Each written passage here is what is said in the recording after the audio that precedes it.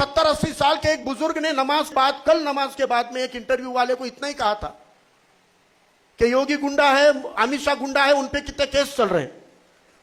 योगी को, अमित शाह को गुंडा बोलने के बाद ये गुंडे योगी ने उसके ऊपर ऐसा जुल्म किया कि एक ही दिन ईद के बाद हुआ और कल उसको पीट कर उस बुजुर्ग को हाथ जोड़ के माफी मांगने का वीडियो वायरल सोशल मीडिया पे हो रहा है, 70-80 साल के दाढ़ी टोपी वाले बुजुर्ग के साथ में।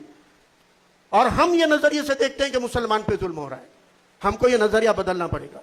ये जुल्म मुसलमान पे नहीं है। वो 80 साल के बुजुर्ग मुसलमान बोलकर मत देखो, वो एक शहरी और एक सिटीजन के ऊपर जुल्म है। जिस संविधान ने हमको अभिव्यक्ति स्वातंत्र दिया है, बोलने की आजादी दी है, उस संविधान पे वो हमला है, वो एक बुजुर्ग पे हमला नहीं है महज।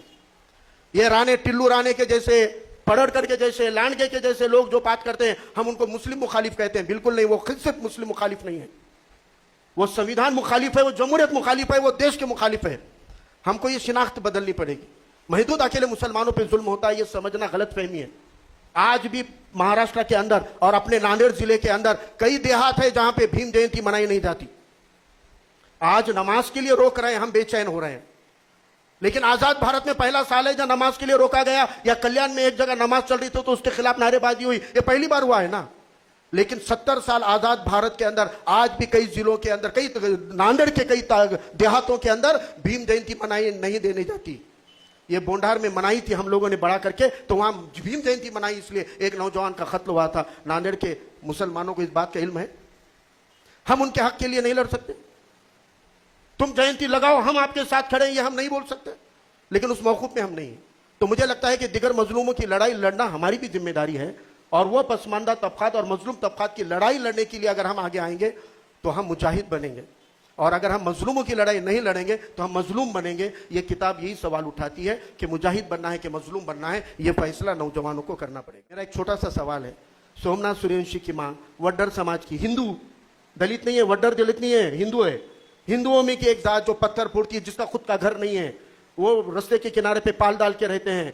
एक सोमनाथ सूर्यवंशी की मां जिसका बेटा मर गया, 1 करोड़ रुपए को लात मारने के लिए 2 सेकंड भी नहीं सोचती है, बोलती है कि मेरे को पैसा नहीं, इंसाफ चाहिए, पैसा नहीं, इंसाफ चाहिए। पैसों को ठुकराती है इंसाफ के लिए, हक के लिए। आज मेरा यही सवाल है। कई मुसलमान लॉकअप में मारे गए। एक मुसलमान की हमने भी एहतजाज किए, उसके घर में गए तो घर वाले मिले नहीं, क्योंकि रातों रात उनके घर वालों ने वहां के मिनिस्टर से साठ गांठ करके 7 लाख रुपए ले लिए। ऐसे ही यहां पे हमारे पास में छत पे से गिर गए, काम करते करते इलेक्ट्रिशियन गिर गया, चेंबर में दब के मजदूर मर गया, नाले में डूब के बच्चे मर गए। तो कॉम्प्रोमाइज होता है कि इंसाफ होता है? कॉम्प्रोमाइज होता है। मेरी अदबन गुजारिश है मेरे कौम से, आप हर एक नुकसान की भरपाई पैसे से लीजिए, लेकिन 2 चीजें, एक अपनी जान और दूसरी अपनी इज्जत, ये कभी भी पैसे से कॉम्प्रोमाइज नहीं हो सकती। ये लड़कर अदल और इंसाफ से ही कॉम्प्रोमाइज हो सकती है। अदल और इंसाफ से ही कॉम्प्रोमाइज हो सकती है, पैसे से इसकी भरपाई नहीं हो सकती। अपनी जान और इज्जत का कभी कॉम्प्रोमाइज मत करो।